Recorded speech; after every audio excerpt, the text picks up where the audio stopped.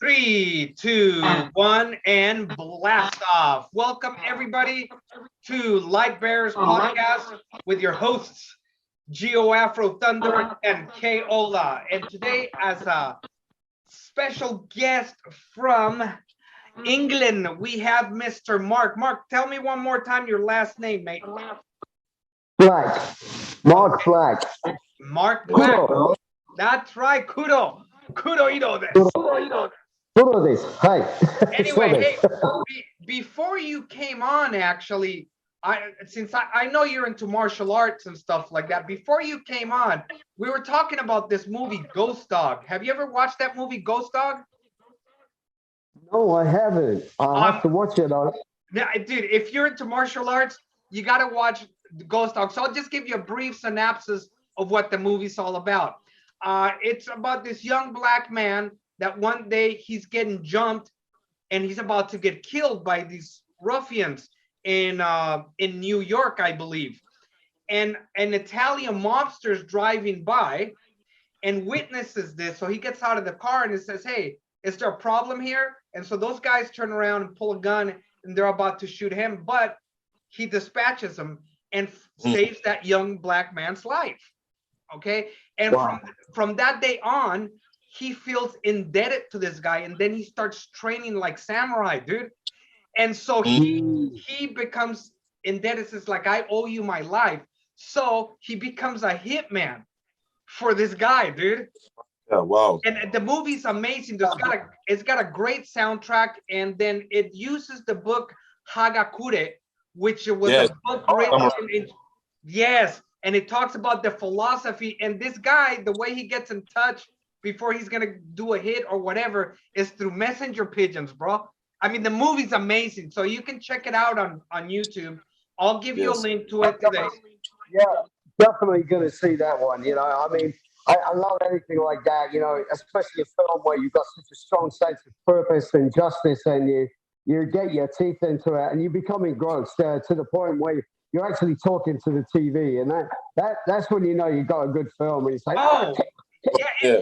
It's quite old. It's been around for I believe close to 20 years or so. It came out a little bit before I came to Japan, and back then I was a little younger and I wasn't really into hip hop. Like I had this real close mind towards hip hop and whatnot, and it's by the Wu-Tang Clan actually. And then later on, as I got older and being here in Japan and whatnot, but just as I got a little bit more open-minded and I looked and I allowed myself to take in the movie.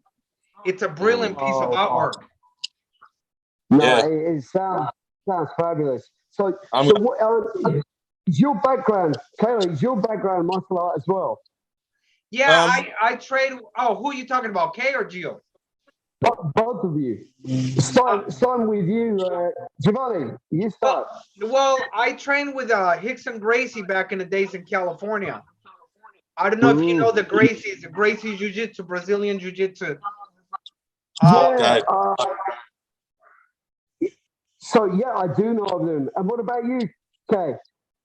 Yeah, basically it was like a interest. It was a passion. You know, when little kids always loved Bruce Lee movies and all that stuff. And I would say I'm self-taught. So I do have a lot of martial arts skills, but they're all self-taught. Oh, right. Okay. Awesome. But you know what? I mean, at the end of the day, whatever you learn has to be internalized and become part of you and natural. And so, you know, it's like anything, whether it's music, you may learn drums. I mean, I'm self-taught on drums, but I take some lessons later on. But ultimately, the passion has to come through you and out of you. Because all of these things, they're spiritual. They're already in the air from ancestors, from our spiritual guides, and I'm a strong believer in that. You know, I don't believe people pass away. I believe they pass through. So wherever 100%, 100%, 100%. Nothing new under the sun. That's something that you just Well, something that you just said, Mark, and I believe in this too, because I'm a bass player myself, but I write music. I love writing songs. My skill is at writing. And what I've told my friend, because he's like, how do you write these songs? I'm like, I don't really write them. They're in the atmosphere. They're floating in the air, and they're just looking for that person to come through. And when I'm ready and receptive, it comes right to me, and I'm able to dispatch it because I'm open to it. You know what I mean? And you know when they, yeah, go you know ahead. when they, you know when they say when the student is ready, the master will appear. So sometimes it doesn't matter how good the instructor is. He might even be the best. Someone like Rickson Gray that he was just mentioning, he's like one of the best that's ever done it. So he could train you and you're not taking it because, like you said, you internalize it. Yes, but when yes, sometimes when you self-teach yourself something, that's when you're ready and you're ready to put the focus, the dedication, and later on you can get some bits and pieces from people that are more advanced. But that first action has to come from within. Well, listen, Mark. Now that we're here, and the worm's been, that the can's been opened, that the cat's been let out of the bag. I want to hear, what this podcast is all about is about hearing the tales of many people, the tale that lives on and on and on, and hopefully through these tales we inspire each other instead of becoming afraid of each other. We see our similarities and pick up on those and get inspired. So I want to hear a little bit about, your development in music and your exposure to martial arts. Give us a little bit of the tale and how you got turned on into to becoming a drummer, what it meant to you and what it means to you in the martial arts. Go ahead and take off, man. Blow our minds away. Okay, well, basically, I'm the son of a market trader. My dad used to sell things on a market stall. So when I was about 5, 6, I would go with him and help on the market stall and sell things. And he was always vocalizing. So he'd say, hey, come on, ladies, gentlemen, come on, gather around. I got some great things for today. I got these beautiful toys. I got some lace tablecloths here ready for Chris. Hey, the lady at the back, you look like you could do some nice lace or something. And so I got used to pitching when I was a young boy. And so that kind of theatric was already there. And then in terms of music, my sister was learning flamenco guitar. We had a lady who used to look after us who was from Chile. And so she taught my sister guitar. And I started listening to Manitas de Plata when I was a very small boy. Manitas de Plata, I'm sure you know who he is, but a lot of people might not know. He's a great flamenco gypsy guitarist from Spain. And a phenomenal player. So that kind of rhythm took me. And then academically, I was probably the equivalent of a tree. Dyslexic, and so I didn't know till I was 19. So, but I had a natural ability for swimming, and then my grandfather got me into martial arts. And I learned martial arts because I come from a Jewish background, but not religious. So in my family, there's English, Jewish, Spanish, Russian, Romanian, and some Cherokee. Apart from that, if there's a world war tomorrow, I have to declare war on myself. Yeah, you know what I mean? But you know what I mean? So a bit of a mix. So I got into drums because I was watching this trio, a jazz trio, and I was watching the drummer play with his foot and his hands. And I'm just fascinated by not just his sound, but the sound they all made together and the rhythm and so that was really what got me into drums. This kind of it was the spatial energy. It was spatial energy because it's time and motion and sound encapsulated in one. And so I was listening to glam rock in my teens. Then I got into obviously people like Ian Pace, who was Deep Purple, and John Bonham. John Bonham, those guys. Yeah, and yeah. So, and of course, I suppose being my first band when I was 14 and being in the recording studios at 15, and so I started playing very young, and then I just wanted to do that. You know, I just wanted to play the drums. And so I played everything from reggae, funk, uh, metal, everything. Yeah, And I write music too. I write music. but self-taught, I Mark. play So the guitar. remember you said you were self-taught. So how did, because before you're talking about playing the guitar and the drums, but how did you get to that stage of playing the I think there was something about I would hear the sound of the drums, and so originally, before I had a drum kit, I would basically use buttons, pencils, and bro? then I would get a film over it, then sellotape, then cling film, then sellotape. So I eventually had a drum head, right, like a drum skid. I used to use my sister's paintbrushes that she had, you know, she was good at art, crazy, because I'd be using those. So my grandfather then, when I eventually, after doing this for years, my grandfather bought me some bongo drums. So he got disconnected. Oh, Yeah, he'll get back, and I think he's in an yeah. area. He's in a bad area where his Wi-Fi is not chilling too Not well. very strong. Yeah, because he's a little bit glitchy. Yeah, Let's hope. yeah. You know, let's hope he gets back on, because this is what it's all about. This is the kind of conversations I want to have. And I mean, I got similar in a similar way into music. It's funny that he was talking about the market, because my dad used to have two jobs, plus on the weekends we used to sell out of the back of our truck.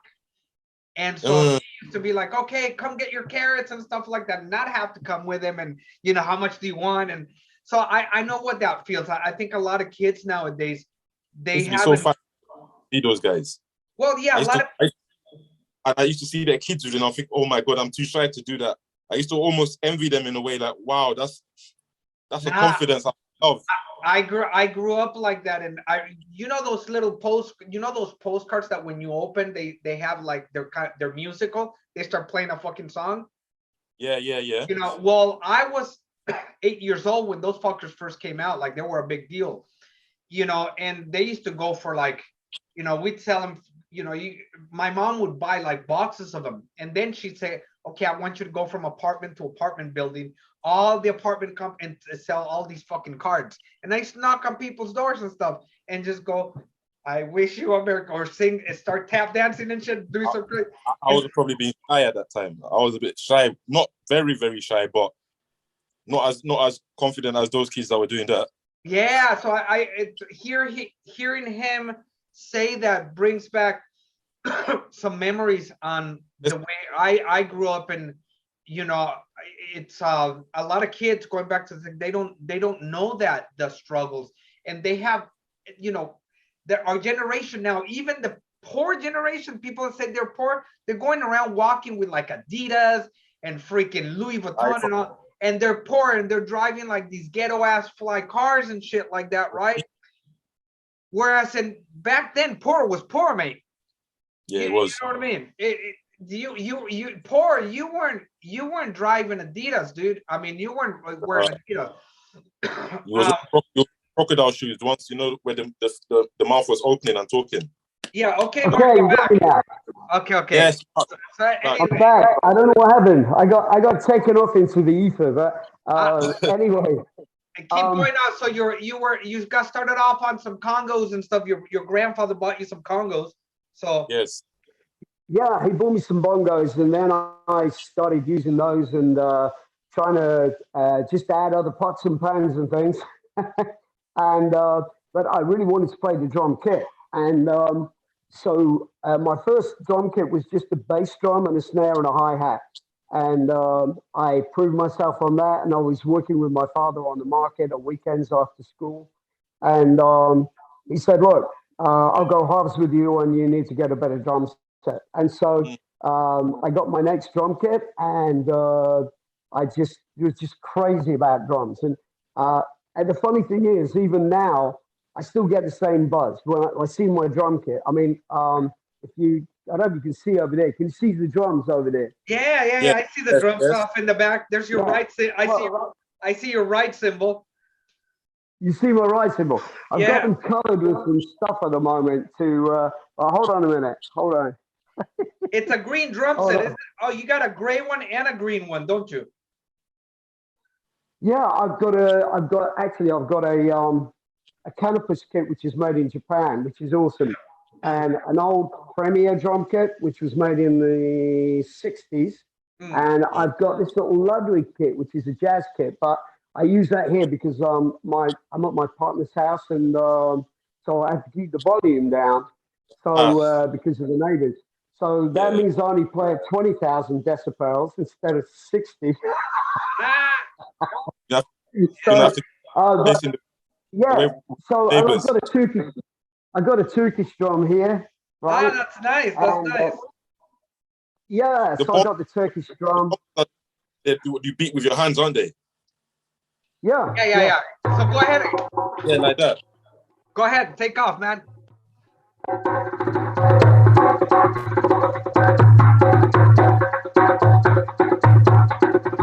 Right. That, So dude, that's some. You got some Nice. mad skills there, son. You got some mad skills. You're barely even touching them. It's like you're almost Definitely. like scratching your chest, going. 22nd nature. Yeah. well, thank you very much. What is at the moment? My partner, her son is upstairs. He's working today from home. So Oh, otherwise, I would be on the kit. But what I will do that another time. We'll have to have some kind of jam session across. So hey, you know what'd be really good is to get a drum circle online live. Everyone pick up anything, a can of beans, shake a yeah. can of coffee, anything. If it Yeah, makes a yeah, noise, it's a professional instrument. yeah. I'll pick up my bass and start jamming I'll along. use my. I've got my pro posters. They're full of ball bearings. I'll just shake them around. Yeah, That'll do it. yeah, Yeah. That's whatever. perfect. Yeah, You know, if it makes a noise, it's musical. yeah. Well, I would be when you got disconnected. It's funny because you're talking about you used to work the market with your dad, selling stuff on the weekend. And I grew up like that too, mate. My dad had a few jobs, and then on the weekend he would take his early in the morning on Friday night, Friday evening he would go to downtown LA with a station wagon. We had a 1978 Ford station wagon, and then he used to go pick up like fruit straight from like the downtown LA where it came at, not in the supermarkets, but where they dispatched it to the supermarkets. So my dad Mhm. would get the fruit for real cheap, and then we would go to the swap meets. We would take radios and fruit and meat, and we used to set up a tent in the swap meet. And my dad used to start doing a spiel, and I used to be like, "Yeah, come get your 2 kilos or whatever." And so That's Exactly.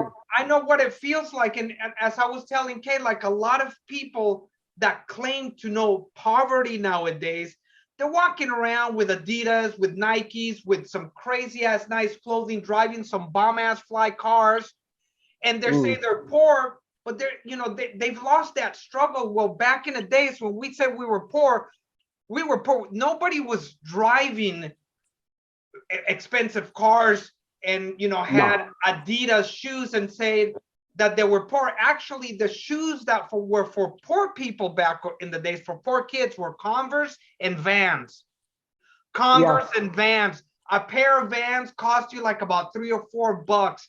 And the reason why we wore them till they got tore up, and we put like boxing tape on it, because I used to go yeah. skateboarding, and I mean, until they open like that, then we taped it because Yeah. we can afford the shoes, and Converse were the Mm. same. Now a pair of Vans is costing you $100, and they're saying I'm it's for. it's retro. You know what? The funny thing is, right? I've got cousins, and they're twins, identical twins. My cousins, Ash and Jeff, right? And so, because they're older than me, I used to get the hand-me-downs, Yeah, Mm, right? And I my remember. other cousin, he used to go because my other cousin's the same age as me, so we get the hand-me-downs at the same time, and then we turn up at Christmas wearing the same stuff. that's great. That's great. So tell us a little bit about your martial arts now, how you got involved into the martial arts and what What the my martial arts Oh, actually, yeah. So take I over, Kate. got into my okay. Um, well, my grandfather grew up in the East End of London. He came to England when he was very young, as an immigrant, and they were very poor. If they had £6, they would have gone from Russia to America, but they only had £3, the equivalent of, so they got off in London. Okay, now my grandfather at that time, they were beating up Jewish people, smashing up their shops. They were like the far right wing, you know, real fascist, nasty people. And Cockney. so my grandfather said, "You got to learn to fight." So he learned fitness and boxing, wrestling. And so when I grew up, I was getting into trouble at school, similar sort of thing. Bunch of guys didn't like me and my friend Sangira. He was a Indian guy, Sikh, and we were getting picked on. So I was coming back with bruises, and my grandfather said, "Right, you're going off to learn to fight." So I learned judo first. And then Nice. I learned judo, and then I started to fight back, and it stopped. But then I suddenly saw on a sports program one day, I was probably 12, 11 or 12. And I've been doing martial art for some time by then. And they said, "We're not going to play tribute to a great film star who's died, who does martial arts, Bruce Lee." I'd never, I'd never heard of Bruce Lee at that point, right? And they showed you a clip from the Game of Death. It's the one with where it's fighting Chuck Norris in the. It's that scene Wait, Yeah, I in know the which one. Coliseum. They're in France. They in were in Italy. France for that one. Oh, Italy? Was it Italy Yeah, or France? Rome. yeah, Rome. Italy. Okay, okay, It was Yeah, in Rome. okay, It okay, was okay. in Rome in the Coliseum, and yeah. I watched that, and I'm watching this guy go with his feet. I'm going, "Wow!" Right? That is the bee's knees. Now, I was already a good swimmer. I was a very, very fast swimmer, and but I was no good at football, and I was very skinny. I was a bit weedy, and I really wanted to get stronger and better, and so I started learning. Then I started going into a guy who claimed to be teaching Wing Chun, right? But it wasn't really Wing Chun. It was a kind of karate mishmash, and there were a lot of Uh, con guys It, going it, around it at was that it point. wasn't it wasn't Wing Chun, mate. It was Chung Wing. You got it. You got it. Right. It was definitely. It was. It was chewing. All But right. man. So anyway, I got into Okinawan karate. That's when I started doing yeah. Shoto karate Mm. later on, and uh, I started learning classical Japanese jiu-jitsu at the same. Also, so I do three nights a week doing karate, and then I would go 3 times a week to jiu-jitsu, classical Japanese jiu-jitsu. Yeah, I know which one that is. Um, I've taken that too. Okay, it's not Aikido. Well, classical um, Japanese jiu-jitsu and Aikido are very similar in this case that it's standing grappling. You know what I mean? Yeah. It's more of the yeah, joint locks and the throws. So there's some throws. Whereas in judo utilizes more torque. Aikido Yes. utilizes your own flow. It Yes. reverses that momentum on you. yeah. There's a lot of elements in all of these arts that are very good, but Mm. the Okinawan karate was good because it encapsulated the throws, the chokes, the strikes, Yes, and yes. when karate got taken to Japan, it became systemized in the educational system. So Yes, a they lot of stripped it the down. exactly a lot of the Okinawan essence and Chinese essence of the art got watered down, and so in Japan at that time they wanted something to rival Western boxing that could be That's utilized right. in Yeah, there you go. You know it. You know it. That's right. Keep going. Keep going. yeah, and so basically a lot of the original karate got lost, and what fascinates me is the functionality of it, how practical it is, because people say, "Oh, traditional martial arts don't work." Well, that's a little bit like saying arms and legs don't work. It's not. It's not what you've got. It's how you use it in the context and what you Exactly. understand it. Yeah, yeah. So Like the paper clip doesn't work anymore, mate, because it's old. You know what I mean? No, but Do you know what I mean? broke. But it's so The wheels are simple, broken. and it's so simple. You can't improve on it. It's just you got to know how to use it. Okay, put that shit right here. That's it. And so with martial arts, you apply it to the current situation. But Okinawan karate, as you say, was a full system, was complete Very with consistent. hand strikes, kick strikes, throws, locks, chokes. It was a full combat system. And a weapon Yeah. system. And Yes. and the thing as well is that I've also been learning since 1990. I practice qigong Mm. or Yeah. kiko, as they call it in Japan, kiko. But More internal and martial arts. sorry, Kay. It's more of an internal martial arts. Yeah, it's all inseparable. What happens? One permeates into the other, and so I've been practicing Chinese martial arts alongside. Mm-hmm. I've done Wu and also Bagua. Um, I learned with the Chinese master that I've been learning with for the last 7 years. We get together and spar every week. I'm 60 now, you know, so but I still love the sparring, and for me that makes it all functional. So any technique you learn. So if you're learning, for example, if you're having to put an arm lock on, you have to put that arm lock on through total free sparring. Then you see how difficult it really is, right? Yes. Yes. Yeah. Or if you're doing a kick or a punch to the head or whatever, we can use any technique. The only technique you'll get the point for in our sparring, in other words, the only one that's acknowledged, is when through total free sparring, you've been able to get that technique that he designates to you to do. And then, so this gives us a very, very flowing and real aspect to the training. So I've picked up a lot from martial arts in general. I think they're all good, and I think it's how you use them and how you feel about what you do and what your passion is for it. That is more important because I mean, I trained in a dojo with the guys. I've trained with ex-military guys, ex-SAS guys, and you know, sometimes in the clubs, you know, you're training at a sports center, and there was one guy. I won't mention the guy's name, but he was crazy. I was one of the assistant instructors many years ago, about 25 years ago, and Mm-hmm. so I'm teaching this guy who's a businessman who was scared of getting hit, and I said, look, you're not going to get hit on your first lesson. And he said, okay. I said, well, just ease you in, and then eventually you get your confidence up, you spar, up. So anyway, this guy then leaves, and as he's leaving, he says, thanks for helping me with the lesson today. It gave me some confidence to come back. When he left, the chief instructor said, that was terrible. I said, what? He says, you give them orders. You give them orders at martial art. You shout at them. You don't make requests. I said, mate, we're at a sports center. We're not in feudal system Japan. Okay. Mm-hmm. This guy's going to drive off in his Porsche, right? He's not going to cross a battlefield on the way home, right?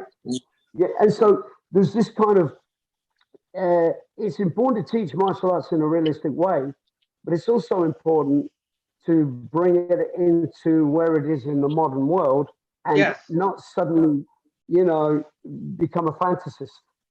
Yes. And well, I think a lot of those people that approach it that way, they do live in this fantasy. There are people that wish they were at war every day, or you know, but they never got to see it struggle. I don't know if this guy wasn't at war or not, but a lot of the people that are always gung ho are usually people that have never been into combat, because once you've been in combat, you know that it's not all it's meant to. It's not what they make it out to be. But but also Combat is Japan. brutal, mate. Combat Yeah, is but also brutal. It's Japan. ugly, and it'll humble you.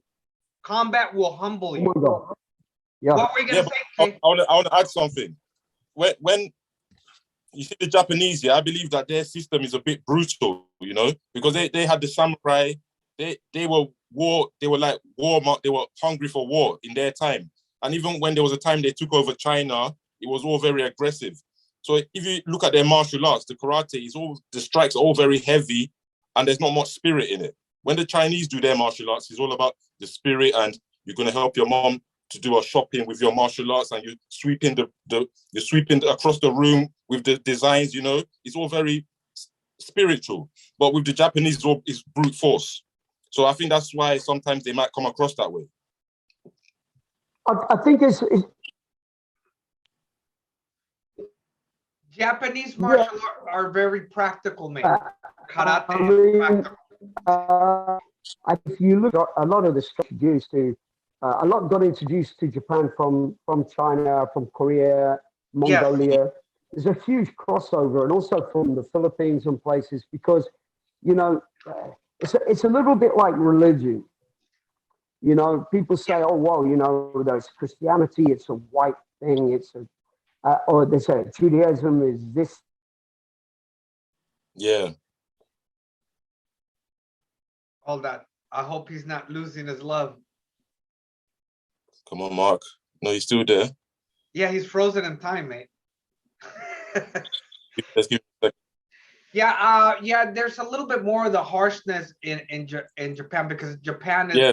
was an imperialistic country, mate, and Yes. they were very feudal here. There is some aspects of spirituality in it, but I think that part, a lot of it now, where people think like it's there, I think it's been romanticized in the movies, and there's hardly any of those cats left. It's a combat system, you know, and they do teach respect, but it's, instead of it being, like you said, more spiritual, it's very militaristic. Yes, because they're a military nation. Yes. So You know, you had all the samurai soldiers guarding him, and they were very regimented, they were very disciplined. But I think that is a big part of their history and their culture. yes. Well, that's how they brought this country under order, because Japan was just in chaos and there were all these warlords everywhere. And so the ones that really brought this country under control was the samurai order, that military order. Yes. And you know, and then they used that to commit atrocities to actually control their population. To this day, that hierarchy, that ranking still remains within Japan in all of society, mate. Okay, Yes, wait. and I'm sure very strictly, very tough. Okay. They're known to be quite tough, but they've calmed down quite a bit over the modern times. The US calmed them down, bro. Is that what you think? Yeah, No, it's We're back real. again. Yeah, we're back again. Yeah. Welcome back. Anyways, Sorry about that. continue. You're talking about kind of like Christianity, you know, where Yes. people say it's a, well, Well, yeah, it's like it's like how we. Sorry. yeah, sorry, I never thought of Christianity as being white. I mean, I look No, at no, the no. Bible. I didn't get a chance. I didn't get a chance to finish what I was Oh, saying. okay. What I was trying to say is that quite often in the West, like you know, in Europe, they have a sort of a vision of Christianity or Judaism or whatever it is. Yeah. And they see it as, because you know you go to a church and there's always a picture of Jesus or whoever it is, and they all know that in the UK, a lot of them like just come out of the local village, you know. Well, And, yeah, I never really thought Jesus looked that way in the first place. I just thought that's a depiction. No. But here it says he came from Israel. Of course. Well, it's not a big Of deal for course. me. You know what I mean? Like, yeah. But I mean, it's like anything. It's what you want it to be. But people forget that, you know, they see religion in these very sort of puerile strands, right? But actually, you go to the Silk Route. The Silk Route, you know, you'd have people from Turkey meeting people from Japan, people from Israel, Palestine, or wherever, who would meet people from China and India. The Silk Route was an incredibly cosmopolitan place, a crossover of traders. It wasn't this puerile kind of thing, you know, and so even down to Christianity, they believe came from the roots of Judaism mixed with Buddhism, right? yeah. And so Yeah, I that's believe in the missing years of Jesus from the age of 13 to 30, where they believe he went to India. I think there's much more to all of this. And it's the same with the martial arts, because the martial arts are so sort of universal. People kind of pick out the strand of, I do Okinawan, I do this or that. But in the day, a lot of these warriors would have encountered people from the Philippines and taken on a style of this, especially in Okinawa, because Yes. Okinawa was between Japan and China and not too far off from, say, the Philippines, Taiwan, and all these other places. So there's no such thing really as a purity, but more of a sort of an amalgamation of and melting pot of ideas.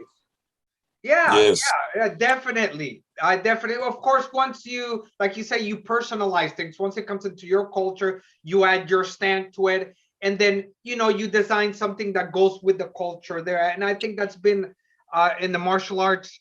It's been like that. You got your traditional fencing, the European with the rapiers out in Europe.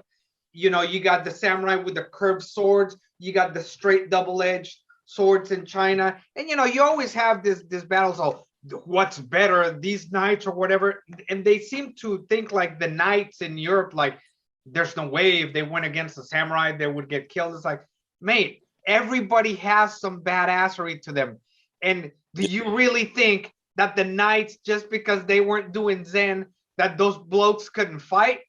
Those blokes were versed well with the sword, and they used one hand, the way Miyamoto Musashi says. You shouldn't die with an empty hand. You should have a sword. The way of the sword is a way to hold the sword with one hand. He used to hold the short sword with one hand and the long sword with the other one. Yep. Yeah, Yep. I mean, 100%. Yeah, I mean, we've only got 2 legs, haven't we? You only We've have only got legs. Everybody we all move the same. So what martial arts are, they've just taken sections of human movements and they've focused on these particular movements, and they call that karate. And these lot over here, they focus on this way of using your hips to kick and using your toes to kick that way, and they've called it taekwondo. But really, human beings just move. And it's almost impossible to find a holistic, complete package where a martial artist that can do every single movement. That's almost impossible, isn't it? So we have to break it down into sections, call it names. I think also you will learn a lot of techniques, and then at the end of the day, in terms of a real fight, it will probably come down to no more than 5 techniques. Exactly. So you may learn many, many, many techniques, all of which are useful and all give you an understanding of how your body moves, your physiology, how someone else's body moves, and the relevance of them in time, space, and distance to where you're at.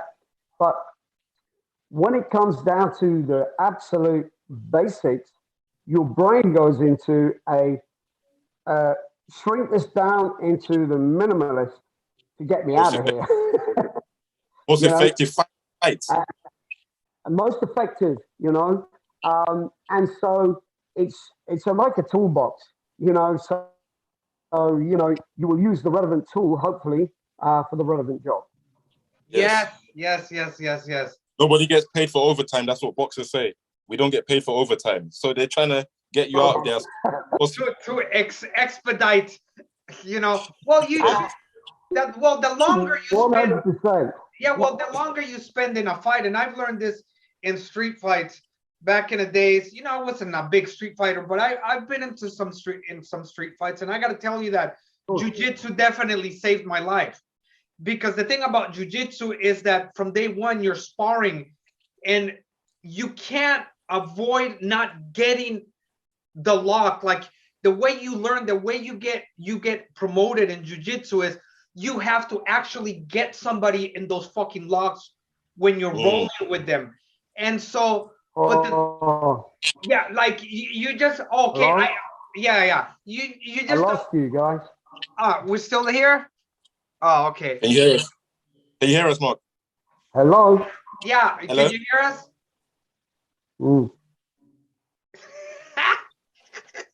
Can you hear me? No. Yeah, we can hear you. I can hear you, but can you hear us?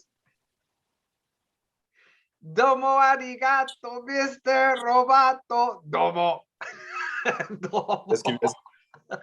Well, and so the way we get promoted in jiu-jitsu is so you go to the dojo, they say, okay, here we go.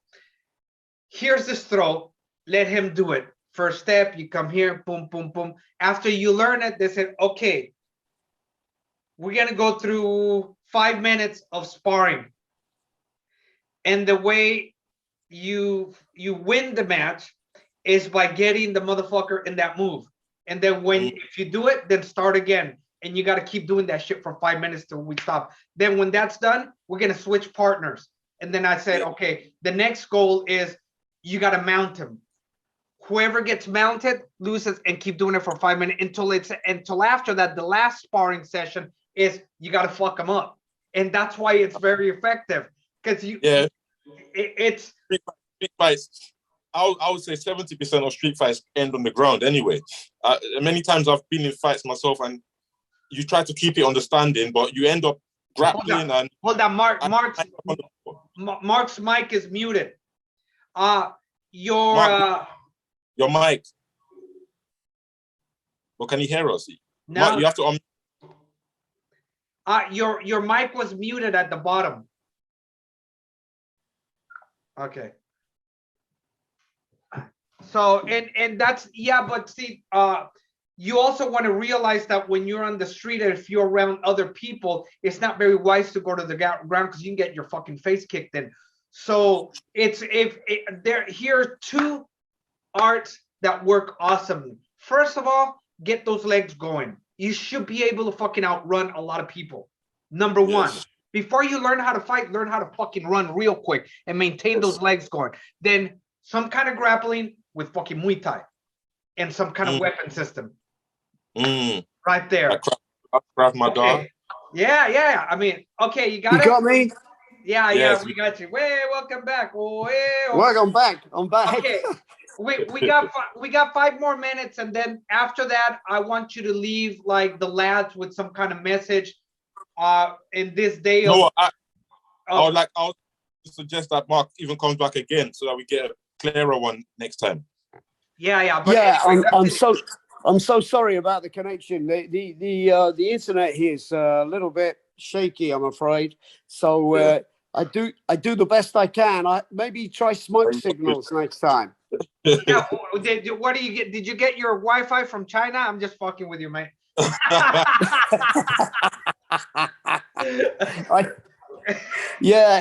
It's pretty. I think it's called. I think Moses had better internet connection than I've got. Oh hell yeah, dude! He had the burning bush, bro. Yeah, well, that must have been quite painful if he was burning his bush. Right. Well, listen, mate. Before we get going, and this, like I said, this is just pure conversation, pure stories where people see the similarities. But I think a lot of the young lads nowadays out there, they don't have like positive role models out there. They don't know the struggle, the hardships of life. And within that, they've created their own struggles because they have no struggles. So I have to create a struggle. If you were to give some kind of advice for the young lads that are growing up right now, fatherless, lost out in the streets with no direction, with no jobs, with no sight for the future, because all they see in the media is this destruction and COVID and the end of the world. If you're going to give them some love, what kind of love are you going to give them? What kind of message could you give the lads out there, Mark? I would say listen to what your heart needs. Amen. Not what your physical desires are for something materialistic. Listen to what your heart needs. Does it need love? Does it need listening to? Right? Does it need someone to have contact with? And if that's the case, be brave enough to ask for help, right? And it's not shameful to ask for help. It's not shameful to sometimes feel alone. It's not uncool to be human and have human feeling, and to understand that. And I think that's probably the most important thing. And also to look inside yourself to what talents you have. Or if you haven't found them, what dreams you want to turn into your reality. And know that you can achieve them with the passion and the feeling, but be guided by a good heart, right? That's beautiful, mate. That's beautiful. How about you, Kay? Wait, let's leave us with some beauty. I'm gonna say, every art, every endeavor, everything that we try to learn is always going to take us back to one thing, and that's called self-mastery. So every art ultimately leads to self-mastery. So go out there and flirt with as many arts as you can, learn as many different techniques and skills as you can, because the only thing that is going to lead back to is to knowing yourself better. Absolutely. 100%. That's Yes. well, it's been a wonderful one, man. I would love to have you on here again, and maybe we can have a session. That would be awesome. And one thing I like what Mark just said there when he said passion and feeling. Yes, yes, I it's really got the feeling. People, I think Because people, everybody wants to logic things too much. Sometimes you just got to feel it. yes, You yes, got to feel it, because what you're learning something, whether it's martial art, tennis, football, or whatever it is you do. It's something that comes from you. It's what you want to do, and you find your strength and your guidance. And it's that first step that leads you on to the small successes that each one gives you confidence that you achieve, rather than trying to get the whole thing in one go. Just one step at a time, achievable first step goals, one at a time. They're the ones that build your confidence. Yes. oh, this was amazing, man. I love it. It actually went by too quickly because it was smooth. It was beautiful. Yeah, Mark has to come back again. Yeah. Well, anyway, so Definitely. Thank you. what we're gonna do Thank here is before we go, we want to say that through these conversations, through these tales of time, we create bonds that create frictions that eventually bring out a light that you can bear to the world. So be out there, bear the light upon people, help each other, love each other, and achieve that self-mastery that we're all here to do. Yes. Amen. 100%. Thank Yes. you very much for having me. No problem, man. I love you, bro. It was a pleasure, man. A pleasure, man. Feel the love, guys. Okay, cheers. Keep it jungly, mate. Yes. Ciao, ciao. Bye-bye. Okay. Lovely. You can go ahead and sign out. Okay. Oh man, that was awesome. Okay. That was nice. That was nice. Oh yeah. That was great. And it's great how he said I've said this before. I think we've had this conversation. It's not about so much about what you want. It's what you need. Yeah. You Wise don't, words like yeah, man. you don't need $1 million shoes. What you need are just fucking shoes. Exactly. You don't need 1,000 people around you. Just you need a few people that love you. Exactly. You need the right kind of people around you. And so anyway, that was really he hit it right on the dot, and that's where you can tell that he's an older fella. He's a geezer, and he's got 10 years 10 and a half years on me. And those 10 years, I think a lot of people have lost that respect for some of the other. Now, don't get me wrong, there are a lot of retarded geezers out there. You know? Amazing.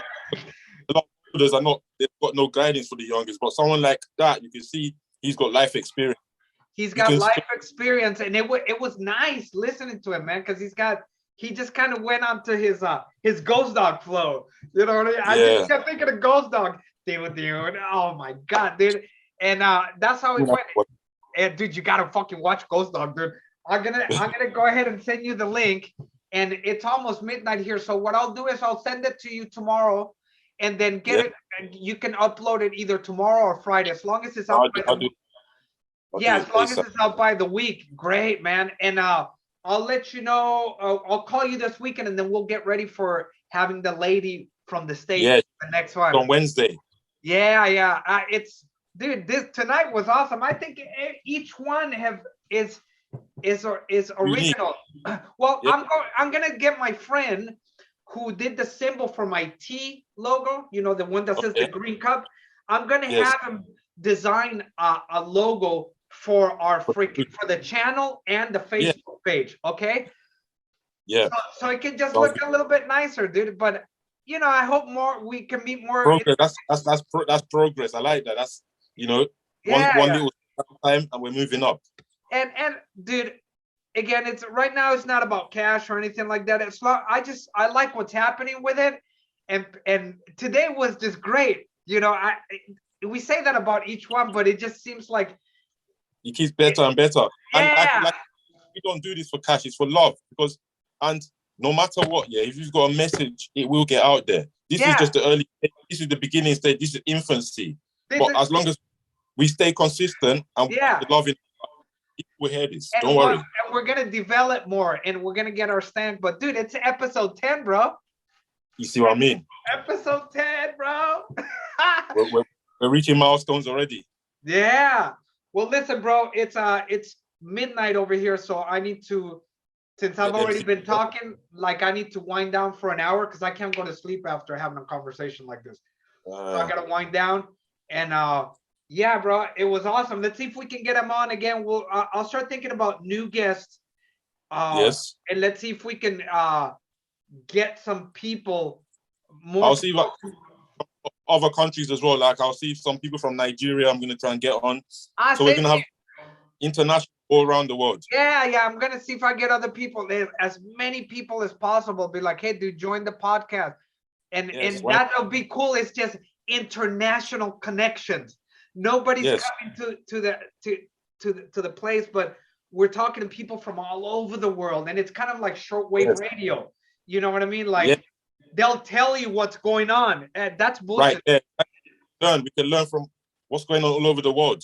Exactly. Well, okay, mate. I'm gonna go do my thing, Butterbean, and I'll send you that thing tomorrow. And fucking little dude, you gotta watch Ghost Dog, bro. Oh my God. I'll send you the code right now, okay? I mean the link. All right. Okay, cheers, mate. Love you, man. Oh, brother. Okay, bye-bye.